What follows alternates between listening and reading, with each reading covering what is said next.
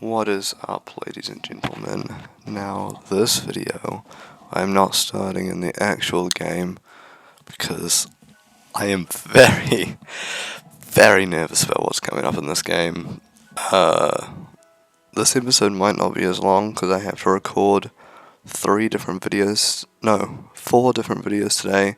So one to upload today, one to upload tomorrow, the day after, and the day after that, because I'm not going to be in the house at all during any of those days. So, yeah. And just in case I need it, I have a tea. But I guess I'll just get started. Oh god. What have I gotten myself into? And the music's suddenly sad too. After I lost my mother and my leg in that crash, I was sent to rest at my mother's old home. They said I should go somewhere quiet and peaceful to rest. Let me just double check. Yeah, just desktop audio is off. I just had to check. Totally not delaying or anything. They said I should go somewhere quiet and peaceful to rest. It was a beautiful coastal town where a gentle breeze always blew. The endless changeless days soothed me as I coped with the shock of loss. But though I did not show it on the surface, I kept a great well of despair built up deep inside me. Even as I struggled with the pain and the sadness, my father did not come to see me even once. I realized he had abandoned me, and knowing this, I chose to die. Okay, sure, bro. That's unfortunate. And then the waters have clearly rose a bit more since then. I remember the view from that cliff top was breathtaking. Just an endless horizon. My wheelchair creaks as I wheel it up the unpaved path.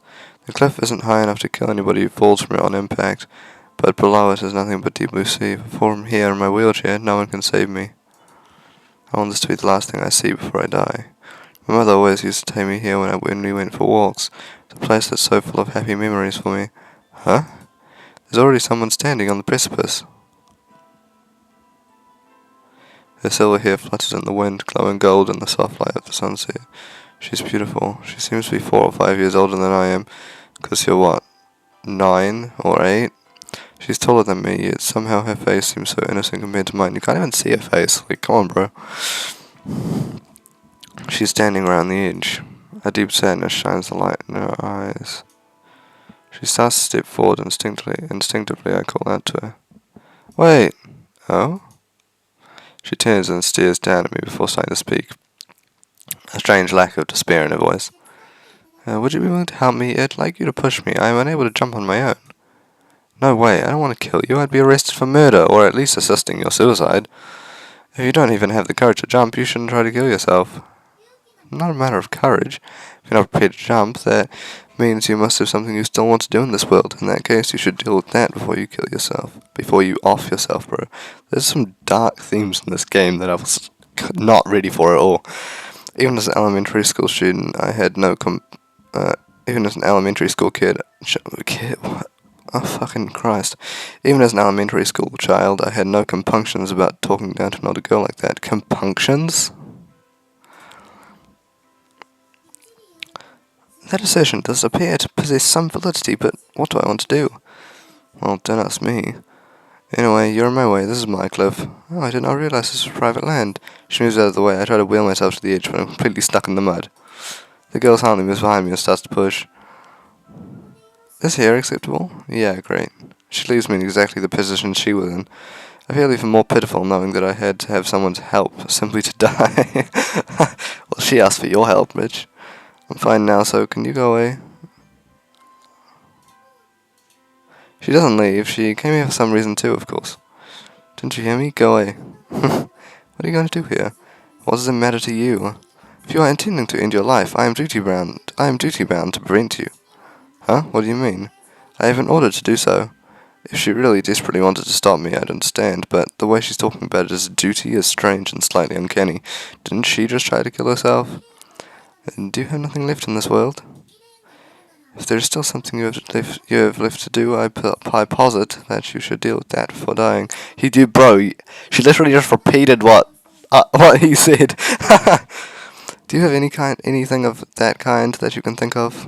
Let me make sure I actually press record. I did actually press record.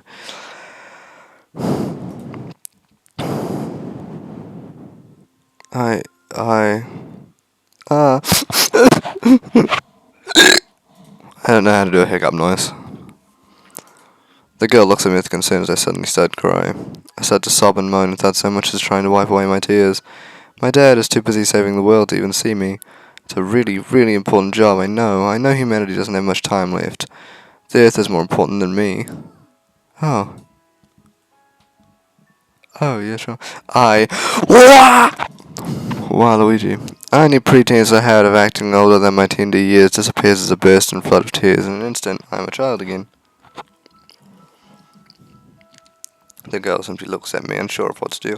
She tries to calm me down, stretching out a hand in some kind of awkward gesture. Finally, she grabs me in frustration. You fucking idiot!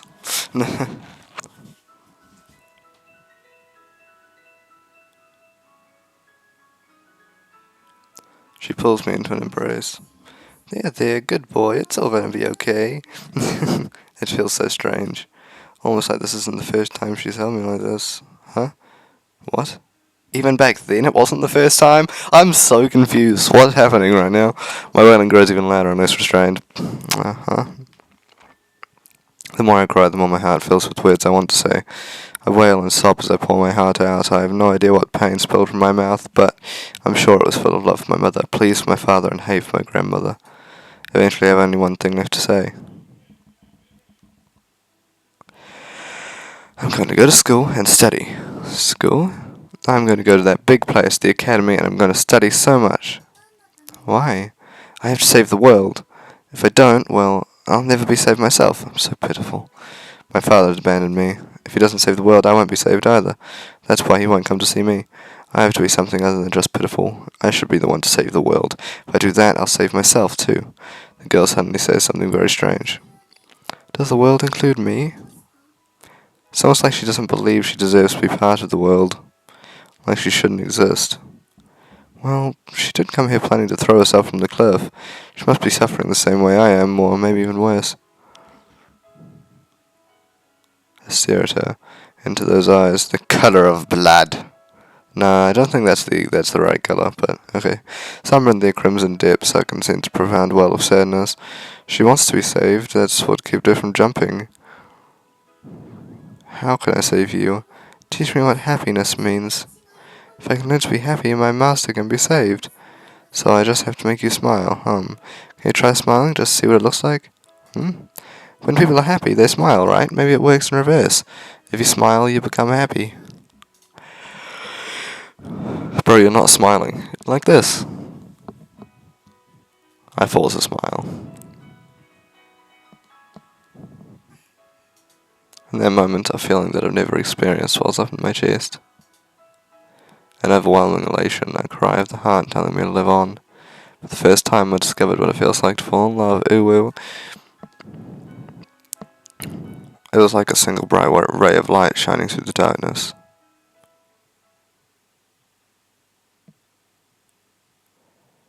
I'm actually kind of surprised the screen didn't like cut and split and shatter like glass, but that's fine. I have expected something kind of like the opening to a battle in Honkai Star Rail. Anyway, soon the sunrise comes. Oh shit, now we've gotten into the deep shit, bro. It's morning already? People always say that I have the eyes of a killer, but today I get the feeling that I look more like a ghost. I groan a crackly death rattle. My throat is so dry that I feel like a corpse. I've been poring sleeplessly through my grandmother's research all night. There's no point trying to sleep. Currently, I hate you. What's wrong with just wanting a peaceful life? It's not like I've given up on trying to save Atri. After all, my night of research has led me to one particularly important clue. I found a file among the piles of research notes with a single word in its cover, Eden. Concept for mankind migrating to floating cities, plan for self-sustaining seastead, prototype construction. A seastead is an artificial floating island on which human settlements are built. In a manner of speaking, my ship is my own seastead. It has the benefit of being able to adapt to rising and falling sea levels. Well, okay. Now let me just take a, sip of my tea.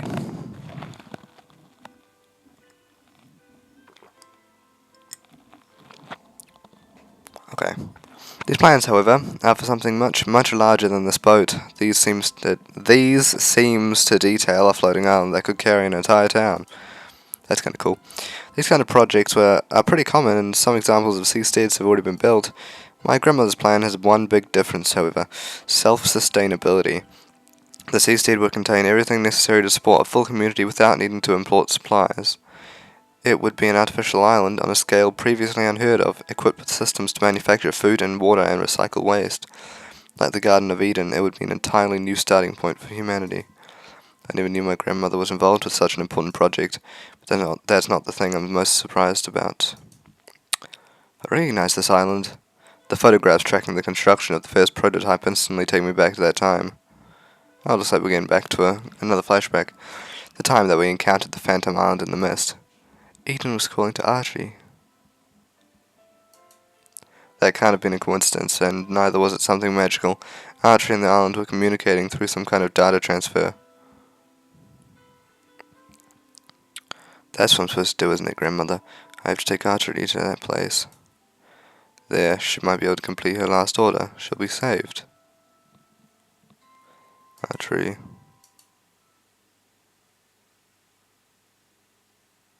Atri is sleeping alone on the bed. She's actually still sleeping in here? Like, I thought she'd have ditched you long before now. Just like the other day, she isn't making a sound, she isn't breathing. It's just like she's an empty, soulless husk. Robots don't even breathe anyway, bro. Like, not even a little bit. Atri, wake up, Atri. I uneasily reach over to jostle her. She lets out a happy little snooze. Phew. Relief falls on my chest. You pervert, Natsuki-san. That's against the robot protection statute. 3 months, no dinner. Her adorable mumbling soothes me ever so slightly. I just can't believe that you don't have a heart. Yeah, 'cause robots can sleep talk? In what universe? I stroke her hair, gazing at the angelic face. You do have one, I'm sure. I still believe. Maybe I just want to believe. People don't look for the truth, they merely look for what they want to see. Even though, I'm sure I'm just searching her expressionless face for whatever I want to find. You were trying to kill yourself back then. That was our first meeting. Stricken with a trauma that no child should have to deal with, I had decided to die.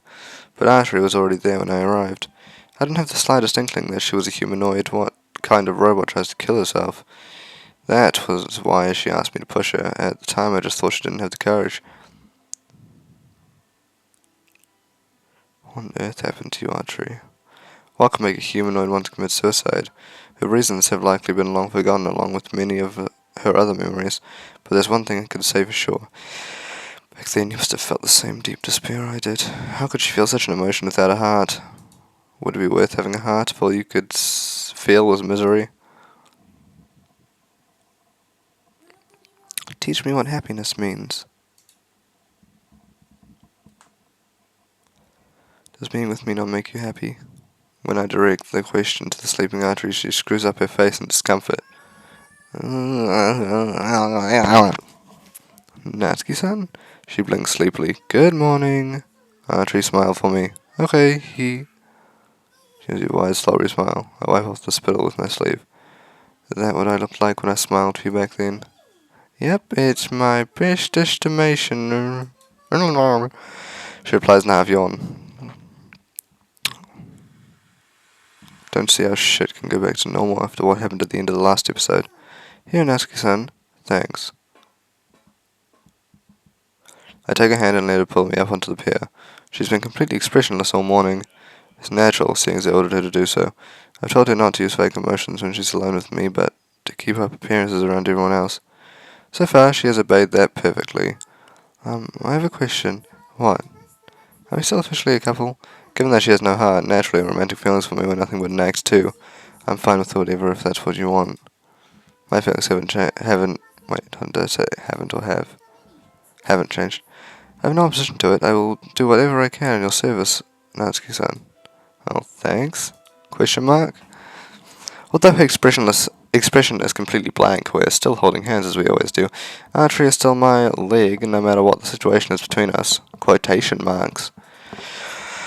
I am drinking a glass. I'm drinking some tea, bro. Here, Natsuki-san. Archie opens up the postbox on the pier and hands me a letter. It's for me. Who could be sending me letters? I look at the sender and freeze up. Your dad? What's wrong? It's nothing, let's go. I stuff the letter into my bag and walk down the pier hand in hand with Atri. Was it your dad? Was it your daddy? Oh, well.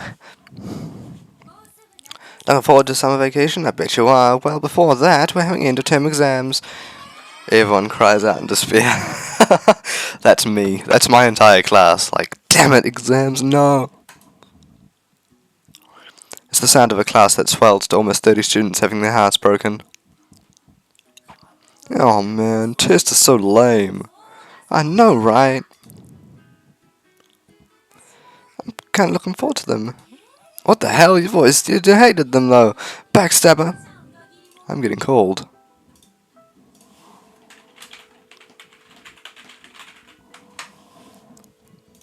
Okay. Well, it just makes it seem like this is a proper school. Okay, he wants to VC anyway, so I guess I can do that if he gives, as long as he gives me permission. Yo. Fuck. Fuck. Take it out. Just trying to get hair and all over break up. Fuck. Fuck. I'll drink this tea, you know, in the middle of the video. Well, it just makes it seem like this is a proper school, right? Yes, sir. Gut feeling. She's like, oh yeah. Are you trying to bring me and all over break up? So I was like, Wait, who are you even dating in the first place? she doesn't deserve all of that. Ray. Yeah. I probably shouldn't have said that out loud, but oh well. No one watches my videos anyway. Just mute. Just like cut that bit out. Say, talking about shit you guys didn't need to hear. It's only 1 3-letter word anyway. Exactly, we're not just playing around here. This is an actual school. And a school needs to have tests. That's why I'm going to have you all take the National Standard Assessment. NSA? The NSA is a standardized test that the Ministry of... Oh wait, hold on, this is just narration, hold on. The NSA is a standardized test that the NSA is standardized test that the Ministry of Education has put in place. It's intended to measure the average test scores across regions and improve the general level of education across the country. This sounds good to me. If we can produce some good scores, it might help to keep the school running. Of course, I'm not going to be going easy on you all. This is going to be a proper challenge for you. Yes, sir. As long as you were teaching us right, it shouldn't be a fucking challenge. Seriously, us older kids don't even take proper classes. Even if you did, you'd probably get real bad scores anyway, Ryu-chan. I don't want to hear that from someone just out of diapers. Archie-chan, do you think you're ready to take tests? Tests. In other words, a test of my processing capacity. My pride as a robot is on the line. I have to give this my all. Oh, Archie's really fired up. I'm going to have to do my best too. Catherine is likely doing this with half an eye on getting Ririka into the academy. Trying to get good grades might push her to study even more. I'm looking forward to seeing what Archie can do too. I suppose that seeing a gifted student get good marks is one of the appeals of being a teacher. So, from today, we're going to be focusing on prepping for exams. I expect you all to try your hardest, okay? So, we've got to get through tests in order to enjoy summer break. Well, guess we're going to have to put in the work then. Yeah, let's give it our all. As much as nobody really wants to have to do tests, everyone seems pretty happy to be doing something typically student-y. Student-y. You're taking the NSA too, you hear? You better help pull up our average. Well, of course, I'm technically a student here after all.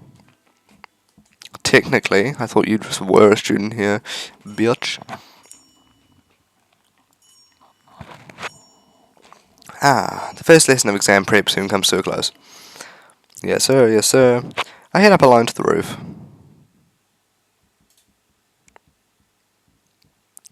I'm carrying with me the envelope I received this morning. The sender is marked as Ikaruga Soji, my father. I was right. The letter inside, the first communication I've had with him in years, says 2 things. The first is simply a short, nonchalant declaration. I've made arrangements for you to go back to the academy. I'll do something about the tuition fees. The other is a simple request. Be watching on August 31st. That's the day of the rocket launch. I stare off into the sky. An enormous... What? An enormous cumulonimbus hangs over the horizon against a background of brilliant blue. What the fuck is that? I try to picture what it would look like with the vapor trail of a rocket streaking across it. Okay, but seriously, what is cumulonimbus? Cumulonimbus? Is it like a cloud formation, maybe? I don't know. Yet I cannot do it. I wonder when I lost the ability to imagine a rocket shooting off into the future like that. Heading back in class, I find the other students have split off into the year groups and pushed their desks together. They're working on mock test questions as part of Catherine's plan to get us ready. Atri scuttles busily from table to table. Ah, you can solve this one with this equation. Do you think you can do that? Oh, I get it now. You're super smart, Atrici. I'm a high-performance robot, after all. Atri's grades have risen to become the best among all of the students. She's been helping out the other students while I've been out of the classroom. Yes, sir. Yes, sir. Hey, he's back. Hey, come teach me this bit. Natsukan, there's a part I don't understand. Pros got bitches. How did you get to? Not slacking off, are you? I suppose tests like these are easy peasy for you. Maybe a little. Waving everyone away, I take my seat. What's up with you? You don't look great, dude. Something on your mind? I got a letter from my father. Your dad? The rocket guy? He says he's made arrangements for me to go back to the academy. The room falls silent. Everyone glances around uneasily. Are you going away? Are you really going to go back? No way. As everyone else flinches, unsure of how to react, Ryuji alone shouts out joyfully. Nice one. You're wasting a place like this, man. Yeah, congratulations, Natsu-kun. Natsuka. Everyone joins in the congratulations. Nothing's been decided yet. I just got the letter. That'd be so wonderful. You got to go, Natsuki-san. You're gonna save the world, aren't you? Yeah. Just as I ordered her to, she acts completely normal around everyone else. It's hard for me to respond to her fake feelings the way I used to, though. It'll be really lonely here without you. Yeah, well, write your letters, okay? Ryuji, you muscly bitch. What the fuck are you silent about, bro? Have whatever you like, it's on me. After school, Ryuji takes me into the market to the candy store he regularly hangs out at. We sat on the bench, sipping on room temperature cola. Oh man, wish we had some prop cold drinks around here. When it's this lukewarm, the sweetness of the cola sticks unpleasantly in your throat. After a couple of gulps, Ryuji starts up a conversation. That's good news, isn't it? Guess your dad hasn't abandoned you after all. I wonder about that. He's obviously giving his all to their rocket launch. I hear they've been struggling for cash thanks to all the opposition, and he's even been putting his salary back into the project. But he said he'd find some way to pay your tuition fees, didn't he? I was surprised to hear that, but maybe now that the launch has been confirmed, their costs have gone down somehow. I suppose he's trying to make up for never doing anything else father-like in his life. Just wants to assuage his guilt. As much as I understand that, I no longer have the energy to put up any direct resistance. Well, that just shows how strongly he feels about you, doesn't it? The man's not gonna feel guilty towards someone he doesn't care about. You might be right. As much as I don't want to admit it, I've started to understand just a little about how my father must feel. He's just trying to do exactly what I said I had to. I have to save the world. If I can't save the world, how can I be saved? True. He suddenly lost his wife, and his son was gravely injured. When assailed with such an unreasonable quirk of fate, a person has to find a way to keep going, lest they completely fall apart. Maybe my father feels he needs to save the world in order to keep from breaking down, even if it means discarding his family. If he can't, it would be a betrayal of his lost wife. I don't want to go back to the academy. Natsu, dude. I'm not saying that just because my father is making me. I just want to stay here with you and Minamo and everyone. Natsu, oh my god! It's the first time I felt like I could talk to someone like this. It's the first time I've ever enjoyed school, the first time I've ever let myself be supported by other people and support them back. Let them save your bacon from time to time. He grins and reaches out to rustle my hair. You're a real cutie, Natsu. Gay! I'm not homophobic, I promise. Hey, stop that. And as embarrassing as I find the way he fools around with me, I can't help but smile back. I'm finally used to life here in this town. I'm not going to throw away the happiness I found here to go back to the academy. Well, I'm sorry for getting on your case about it. If that's how you feel, I understand. Ryuji doesn't say it, but I can tell that he really was worried that I was just revolting against my father's wishes. I'm glad that you want to stick around, though. I don't want my best bud skipping out on me. He smiles and takes a swig of cola. Looking at that relieved expression, a resolve wells up in my heart. Ryuji, there's something I want to talk to you about. Huh? Need my help? Huh? Well, isn't this a turn-up for the books? You know the Phantom Island I mentioned before? I want to go there. What the hell? It's not a phantom island at all. It's an artificial island my grandmother created floating across the ocean. Seriously? Everyone says she was a madwoman or a witch or something, but I didn't think she'd actually built a whole island. A whole island? Well, it's what she said. It's what she did. I found the notes from its construction in her files. She worked with some organization to build it, but their factories have long sunk. Okay, how is the island floating across the ocean? How did it just disappear? How did a humongous island in the fog just poof, it's gone. Alright, okay. So, is it like some kind of weapon? Like a secret base full of missiles or something? You have watched too many old movies. The island's a prototype meant to show that it's possible to create an entirely self-sustaining seastead. They called it Eden. My grandmother theorized in the course of her oceanographic research that there would be a mass sea level rises, and she started researching how humanity could live long after that. Man, your family's really something else. Dad built rockets, Gran builds islands. But why do you want to go there? Thinking of carrying on your research or something? Want to take Atri there. She received some kind of last order from my grandmother, and I want her to be able to fulfill it. You know that every ship that goes near the Phantom Island gets capsized, though, right? They say the seas get real rough around that thing. I know it'll be dangerous, but that's exactly why I need you. Can't count on anyone but your best bud, right? Well, in that case, I'm not going to turn you down. When do you want to do this thing? As soon as possible. We don't have much time. Gotcha. Well, as soon as we're finished with exams, we'll set out. That will be the start of summer break, which sounds perfect to me. It does mean wasting another few precious days beforehand. Archie's late, isn't she? She should be back soon. She went off on her own to get ingredients for dinner. No sooner does Ryuji mention her than she comes trotting along the street holding her shopping bags. Rather than coming over to us, however, she trots over to the butcher's stall. Beef, please. Oh, hello there, Archie-chan. You're looking as cute as always. Ooh, well, I mean, what? Of course, it's one of my most high-performance features. My girl's been raving about the young professor's classes lately. Here, let me treat you both to some extra pork croquettes. Thank you so much. Archie bows to the butcher and walks toward us with a bag full of meat. Sorry to keep you waiting, Natsuki-san. Here you go, croquettes. She also bagged freebies out toward me. They're freshly fried. They'll definitely be delicious. Want to share them then? I know you want them for yourself. How did you know that? The fact you're drooling is kind of a clue. Shut up, you dummy. Who are you calling a dummy, a piece of scrap? We'll see who's the dumb one here after the terms exam. Oh, I'm looking forward to seeing you prove your idiocy. Ha ha ha. Go, you little... I watch the two of them go at each other with a smile, but inwardly there's a tinge of sadness in my heart. Out of the corner of my eye, I notice a strange figure. Is it your daddy? Someone whose just name is someone. Being a man who spends most of my time cooped up in my ship, there are a lot of people in this town I don't know.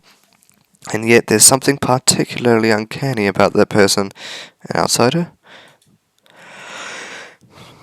When he notices my gaze, he calmly sidles off, ducking into a back street. Who's that? Huh? What's up? It's nothing. Natsuki-san, let's go home. If you spend any more time around this moron, you'll catch moronicity. Yeah, whatever. I know you're peeling it back and get all lovey-dovey with each other. Yeah, no. Pretty far from it, actually.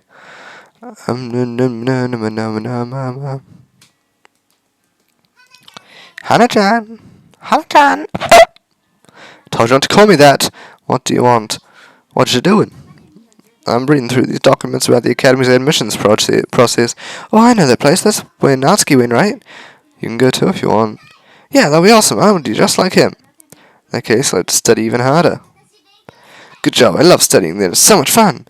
Geez, I wish all kids were like you. Teaching would be a piece of cake then. Everyone said they're going to try real hard in the exams. If our scores are bad, they'll shut the place down, won't they? We all want to stop that. Good. I need you all trying hard and getting good grades. Partially for your own sake, but partially for mine too. If I lose this job, I don't know what I'll do. It'll be okay, Hana-chan. Don't call me that! Okay, sure.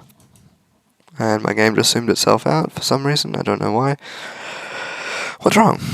There's someone weird outside. Someone weird? Oh shit, it's that guy. Again. You gonna be the next teacher?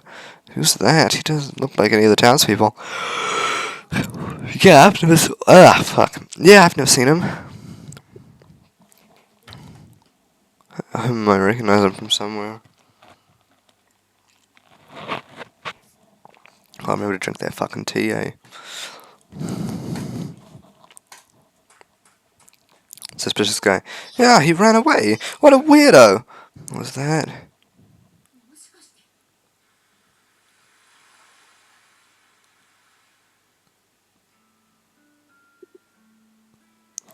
When we return to the ship, Archie takes the shopping bags into the kitchen. Are you hungry? I will prepare a meal. Great, thanks. Thanks to Namo and the cooking club, Archie's cooking skills have improved greatly. We're able to leave the dinner preparations to her quite comfortably now. When exams are over, we're going to Eden. We might just be able to retrieve some of your memories if we do. We might have to stay the night there, so get together the things you'll need. Atri stares down at the ingredients lined up in front of her. She's completely still, like a lifeless doll. What's wrong? Oh, nothing. As soon as she unfreezes, she pulls the log out of her dress pocket and starts reading through it. She closes it and puts it back, then as if nothing happened at all, she starts preparing dinner. While I'm waiting, I read through another part of the Eden documentation. Soon Atri comes over carrying a tray of plates and bowls.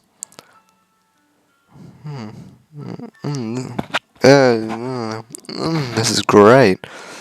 I was a little worried about some of the more avant-garde techniques that I saw her employing in the kitchen, but just delicious as always.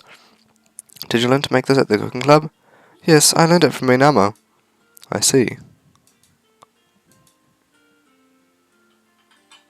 When I fall silent, so does Atri. She makes no attempt to speak unless spoken to. Being around her like this makes my chest tighten agonizingly. I end up wanting more than anything to see those bounding emotions she used to express, even if they merely were a facade. There's no use. I just have to accept that this is the true face of a humanoid. The only reason I told her that I loved her was that I thought she had a heart that could love me back. That's all meaningless now. Past events that may as well not have happened. As I chew on the delicious food, tears start to well in my eyes. The subtle, beautiful flavors make it all the more painful. Natsuki-san? Yeah? So happy to hear her concerned voice that I can only let out the smallest of words. Yes. She silently holds a pillow in front of her. The pillow embroidered with those three letters, yes. Y-E-S. How about it? It appears that you did not get any sleep last night. I would like to help you. She pushes the pillow towards me. So please, Atri, why do you have to tempt me like this? Gritting her teeth, I snatch the pillow from her and throw it down the floor with the nose side upwards. Ah, so that is your answer. Unfortunate. For a moment I think I see the ghost of a frown across her face, but I know that's just my imagination. Archie slowly picks up the pillow and returns to the bed. Us. Gee, homie, bruh. Good drinks this tea. A few days later, it's the last day of exams. Okay, pens down. You know. You all made sure to put your names and everything down properly. She collects together the papers ready to send them off to the Ministry of Education. Since we have no internet in this town, all the tests will have to be sent off to the Ministry by post. Before that, Catherine will be grading them according to an answer sheet. Yeah, it was so hard. Yeah, I feel like I totally screwed that up. I'm actually feeling pretty okay. I'm pretty sure I've not failed, at least. That's not something you should be bragging about. How are they for you, Archie-chan? I answered every single question. Oh, great, I knew you could. That doesn't mean she got them all correct. Well, exams are a simple test of information processing capability. As a humanoid, the height of a human electronic engineering, they're exactly in my wheelhouse. I am, after all, extremely high performance. Your kicking's really improved lately too. Why, of course.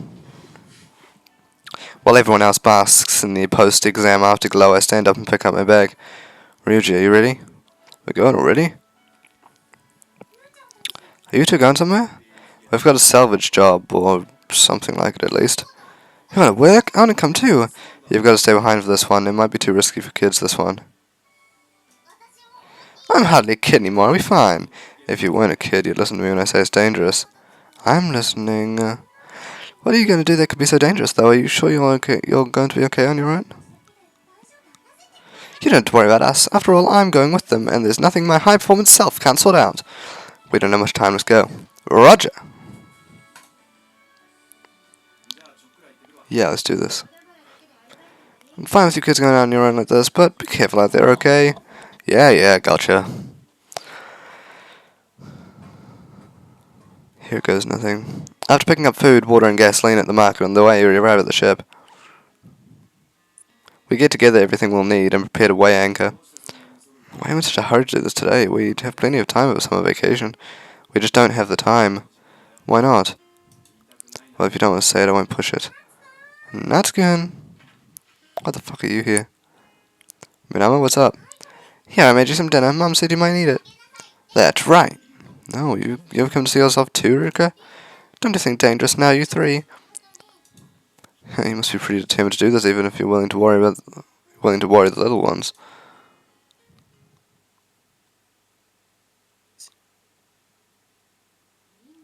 Wow, everyone's scores are better than I expected. I suppose having the school's future on the line is a good motivator after all. Hey, I'd be happy if my school shut down.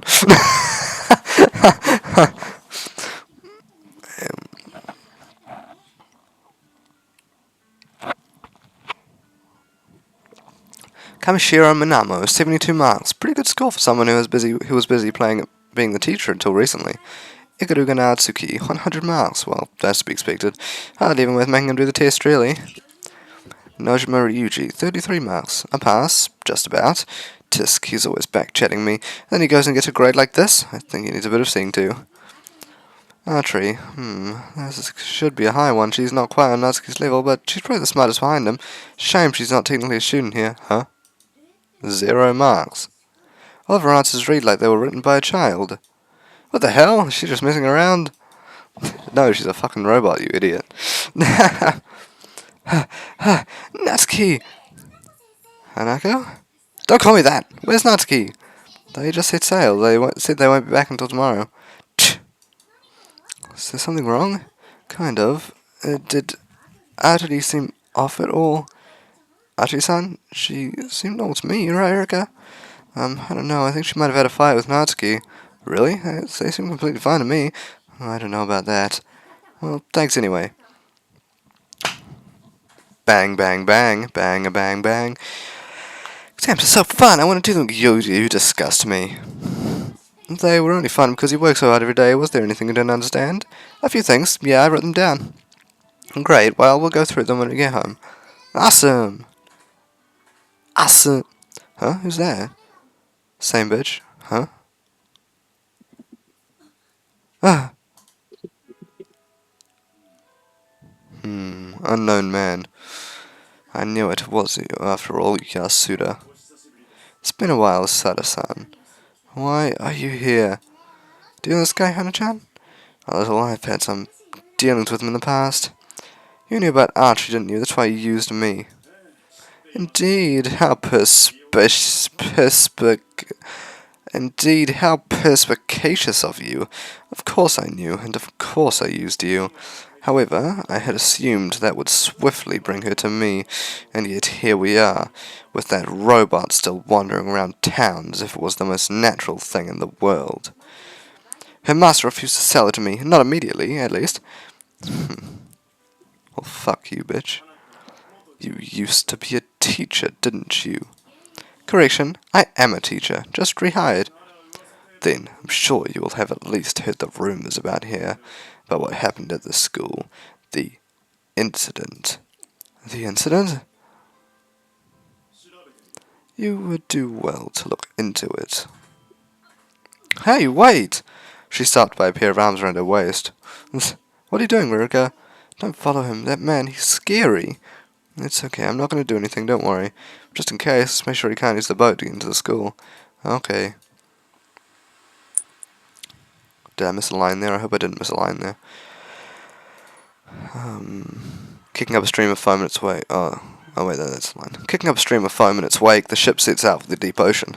Our objective, Eden. It's a phantom island described in my grandmother's research. I have to believe that there we will find some kind of answer. How will you know where it is if it's a floating island?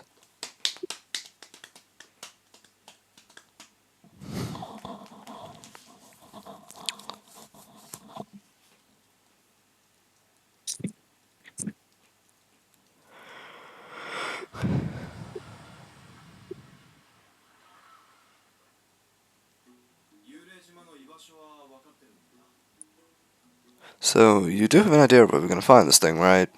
Roughly, yeah? A sea steed's normally going to be anchored to the sea floor somehow. If it wasn't, it'd be at the mercy of the currents.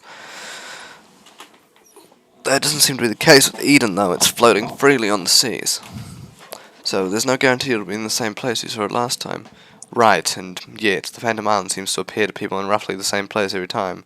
Why would that be? There's something keeping it on a specific path? Like, it's sentient? He furrows his brow, not quite believing his own explanation. I shake my head. No, it's simply the current. I pull out a file and pass it to him. Within it is one of my grandmother's oceanographical studies, showing the currents off the shore here. So, the Oyashio current is pulling in this direction and the Kuroshio in the opposite, and there's this area of recirculation off the coast here? Exactly, I think Eden is caught in this recirculation, moving in a circle in this region. It likely wasn't the intended design. My grandmother and her team must have simply lost track of Eden's position somehow. There's still the thing about it being covered in fog, though. Why is that? There's got to be some kind of trick to that. Ryuji's face goes ever so slightly pale, but I remain entirely composed. That's not the trick of the currents. Sea fog occurs when the warm winds blowing from towards shore clash with the cold winds carried in by the currents from out to sea. I'm learning more from this game than I do from fucking school. The fact that the island seems to be coated in mist is, if anything, proof that it's being carried around in a current. In that case, we can aim for wherever there's fog, and we might just find it, right? Yeah, if we get close enough, Atri should be able to sense it. You can do that, Toaster. Just another of my high-performance abilities. We have more than enough evidence from the last time we encountered Eden that Atri is capable of intercepting signals from the island. So we'll make a heading for wherever the fog appears and then use Atri like a radar. And then how do we land on this island exactly? I don't know. The file doesn't say anything about any specific landing areas. We'll find the island and work it out from there. He peers the ocean map with a furrowed brow. Okay, Natsu, I know you said you don't have much time, but don't you think you might be pushing it a little here? You know what they say comes about the island, right? That it capsizes any ship that comes near. If we get there and it looks like it's going to be too dangerous, we should be prepared to pull out. Yeah. I nod, but my voice and my expression betray my uneasiness. Come on, man, there's a lot of summer left. Let's take this easy. We're not pussying out now, bitch. Sorry to interrupt, but we're almost at the point where we encountered the island last time. Atri, it turns out, has a built-in GPS system. Of course has. She's high performance. Okay, drop the anchor, prepare to dive. Dive? Why are we diving? The island's on top of the ocean. The ship comes to a stop and we set about getting ready to launch the submarine. All changed. Atri trots out onto the deck in a swimsuit. I hand Ryuji my walking stick. If you see the island while we're down there, contact me right away. Gotcha.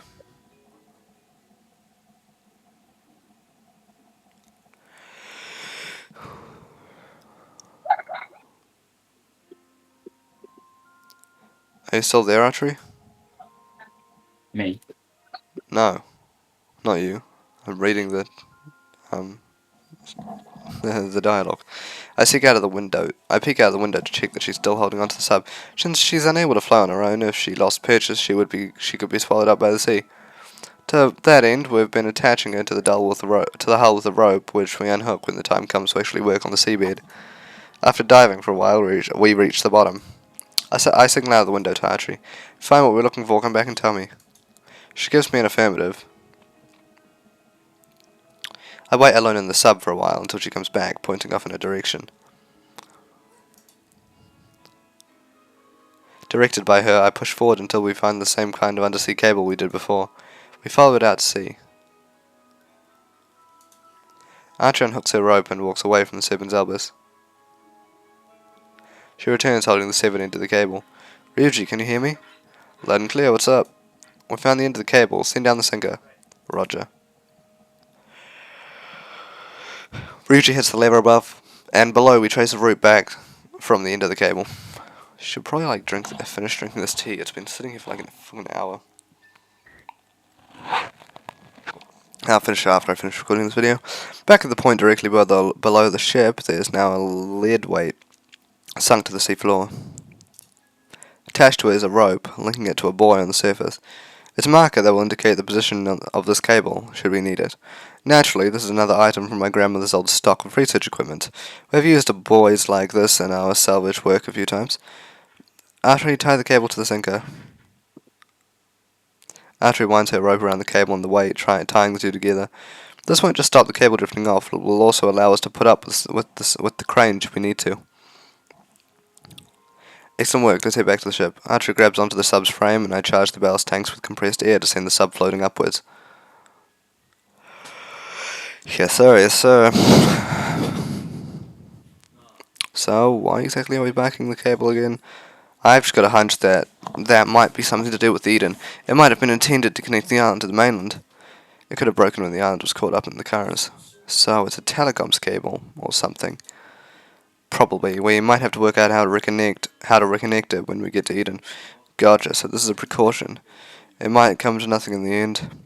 I think it's a good idea to plan ahead like this. This is one of those things that makes me trust you so much, you know. I've finished changing. Good work out there, Atri. Was I helpful? Yeah, we couldn't have done it without you. Now you're getting the hang of how to deploy my high performance abilities. Unlike a certain person who spent the whole mission sitting all comfy up here on the ship. Shut up, Toaster. If I wasn't up here, we couldn't have deployed the boy. He's out here helping for free, you know. Be polite now. Well, good work. You did your best, I suppose. Ha ha ha, you better be grateful or you're going overboard, scrap heap. Don't take that tone with me, dummy. Catherine's probably grading your test right now with a bottle of whiskey in one hand and no face in the other. God, that's really a really realistic sounding insult. Damn Toaster.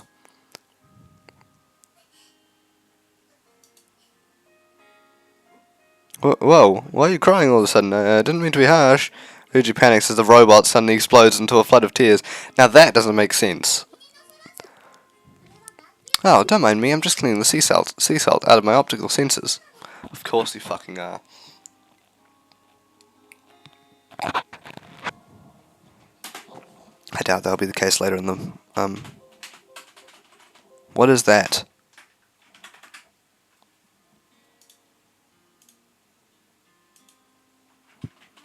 That was weird.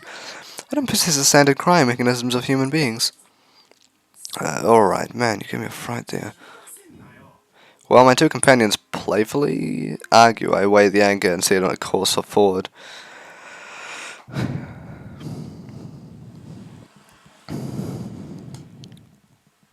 Dusk. Feel anything yet, Atri? We've spent half a day anchored in the path. I estimate Eden is drifting along. It might not be long before we encounter it. Affirmative. It is, however, extremely faint.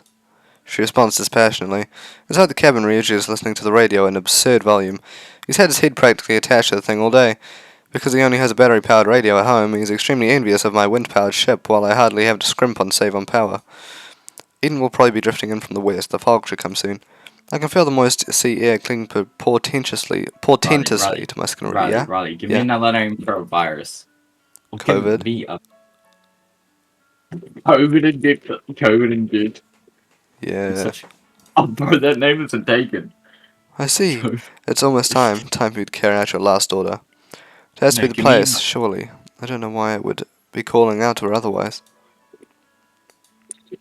Aren't you happy? I do not know how to experience happiness. Of course. Bitch. Can I ask you something? Yes? You knew all this time that you were going to shut down, didn't you? Affirmative. So why did you want to study? I do not understand the meaning of your question. Well, when your brain shuts down, you'll lose all of your memories, won't you? So what's the point in going to school and learning everything you have?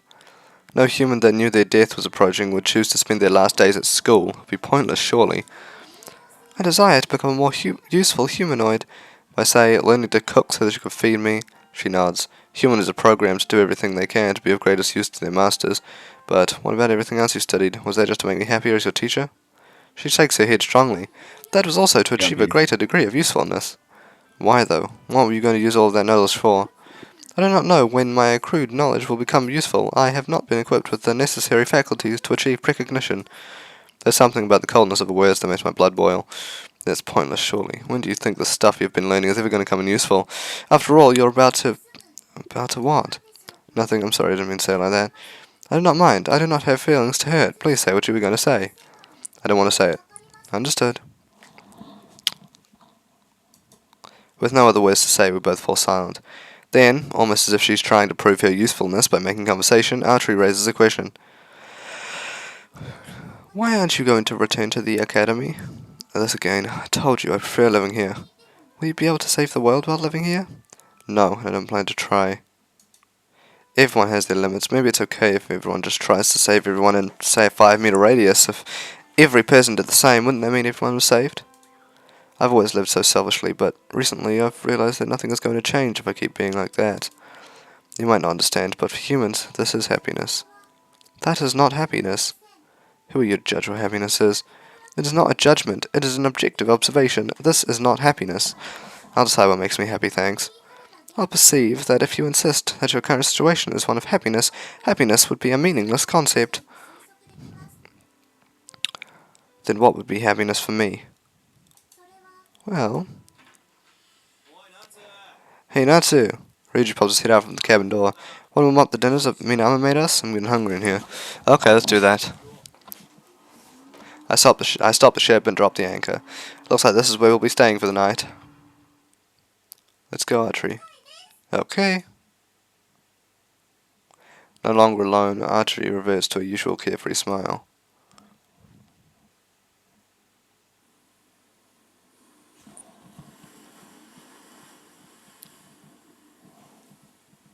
Getting pretty foggy out here. In it. I wake in the night to discover the ship swaying on the waves. It's still dark outside, but the clock says that the sun should be rising about now. The ship creaks as it rolls on the waves. We must have hit a rough patch. I put on my prosthetic leg and start to stand up from the bed. Natsuki-san. Archie's already awake. I hear something calling to me from close by.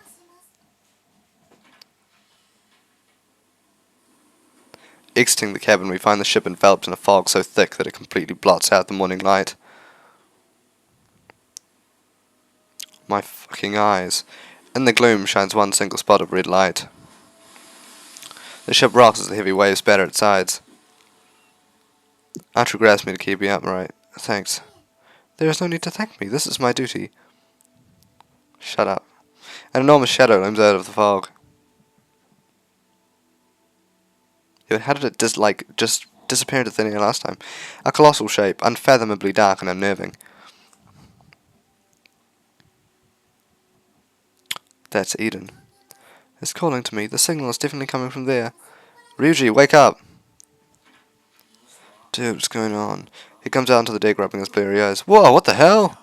That's Eden. It's come to us. It passes by right in front of where we're anchored. It's faster than I thought it would be. We'll have to chase it down. Hold on a sec. We should pull back first. I stumble across the deck as it rocks in the island wake, like a tiny fragile leaf. I hoist the anchor and fire up the engine. Wait! Look at that! The island is surrounded by a ring of billowing waves, as if it's trying to prevent anything from coming close. The waves are coming from Eden itself, with the seas rolling so intensely making land on the island seems like it could be impossible, but we have no choice but to try. We're fucked. Dude, we're seriously going to capsize at this rate. We should pull back and think about this. We don't have time for that. If we let it get away, it might be days before we find it again. Then we'll just have to wait. That's fine, right? No, it's not. Atri could die before we see it again. What? Ah! I'm thrown from the control cabin as a wave crashes right into the side of the ship. I look up from the deck to see that Eden is so close that it's almost scraping hulls with my ship. The thing is going to hit us. We need to get out of here. Ryuji rushes to the cabin and tries to slam the engines into reverse. Wait, we might still be able to land on it. I have to save Atri. It's too dangerous, Natsuki-san. Another wave rocks the ship. The shark rips my hand from the railing and my body goes flying through the air. Natsuki-san! Ah!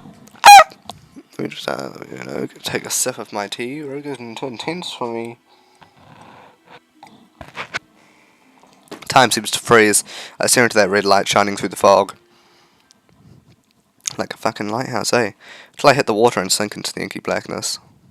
In the middle of the ocean, you're gonna get eaten by a frickin' shark, bro. Gonna get that prosthetic leg ripped off, eh? I awaken to the sound of twittering birds. There's a strange, tingling pain in my cheeks. Ugh. I open my eyes to a blue sky so bright that it's almost blinding. What happened? I move my head and feel the sensation of grass against my skin. I slowly sit up. Where am I? A completely alien landscape stretches out before me. The sky is a brilliant cyan hanging over a field of flowers. Little birds twitter and flitter around me. Recently. Yeah. Looking around, I set my eyes on a Yesterday. particularly striking object. Doesn't smell like it. I had a shower Did yesterday. you put deodorant on? Yes. Looking around, I set my eyes on a particularly striking object. I just put myself on deafen so that I can't hear him. A tower? Is that a lighthouse? The strangely shaped tower stretches up into the cloudless sky. It's swaying back and forth. No, wait. It's the ground that's moving. Amidst the twittering of the birds, I can hear the sound of waves. I try to stand up, but I instantly realize that something's missing. My prosthetic's gone. I can't see anything around me that looks like it. My clothes and my hair are a little damp. But finally, the last few moments before I passed out came back to me. I got thrown off the ship. All I can remember after that is sinking into the sea.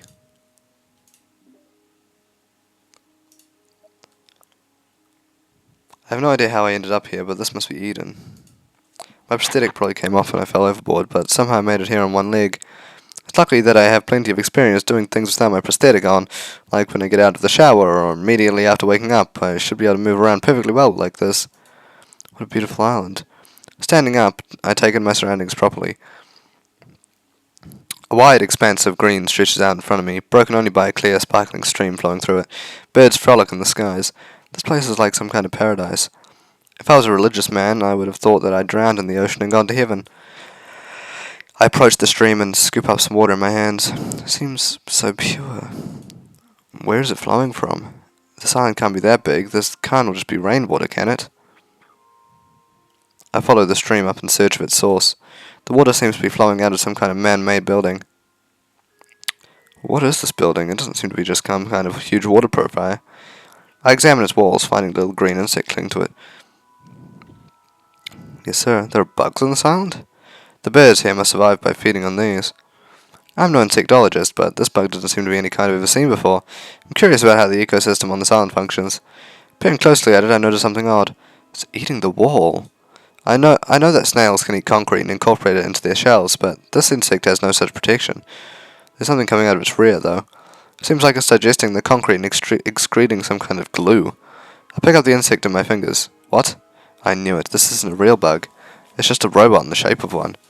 Is it repairing the walls? It seems like it's chewing up damaged parts and filling them in with whatever it's excreting. Looking around, I can see a lot of similar insects on the building's walls.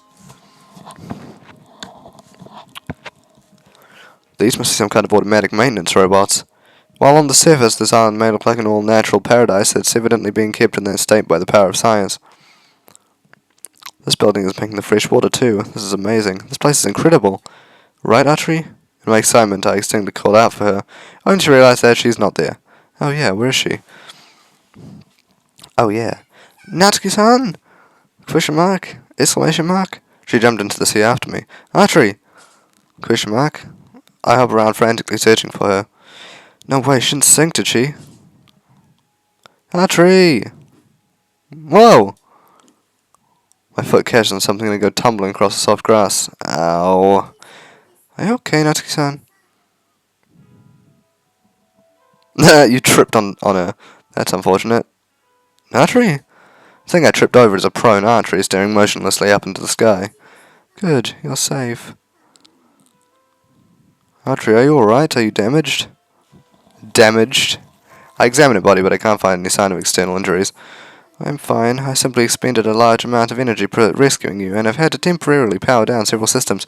While where is Ryuji? I mean, not that she really cares about him in the first place. You can't swim, can you? How did you manage to I'll be save right me? back. Alright. I learned how to swim in our gym class.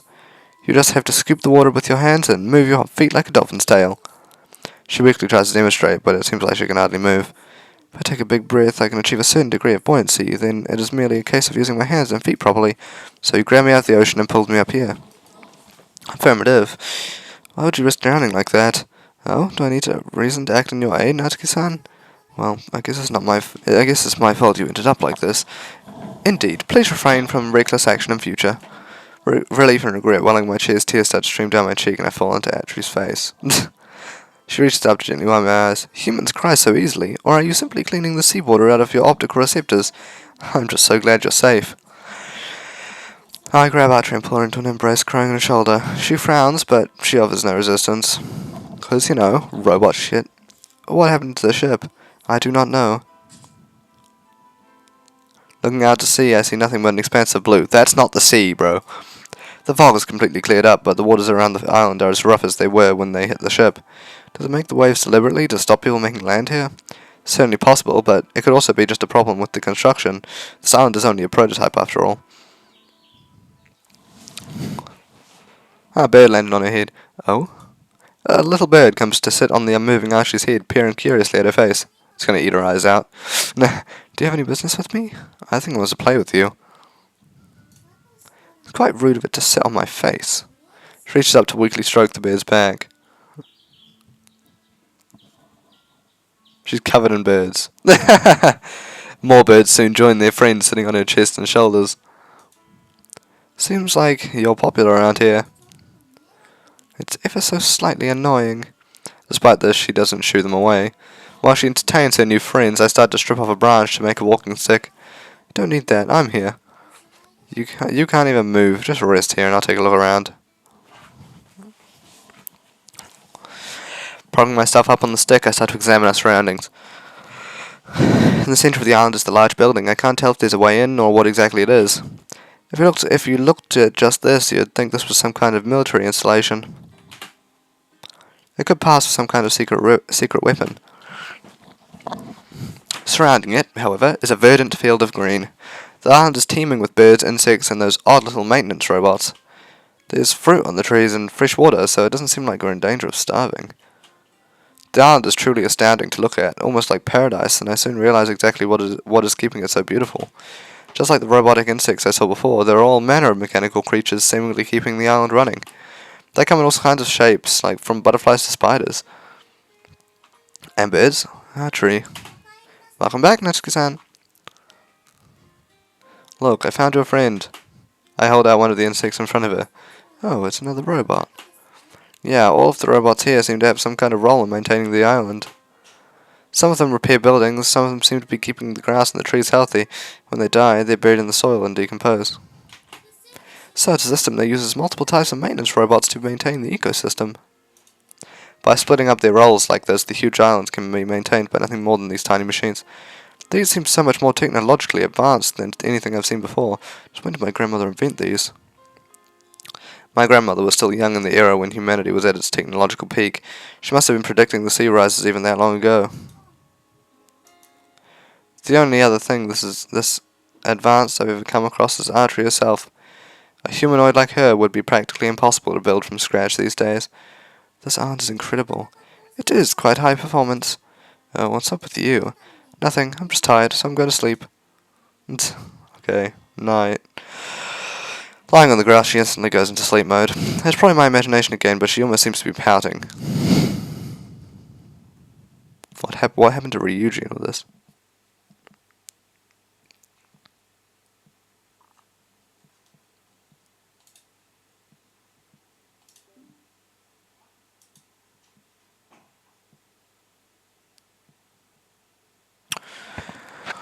Okay.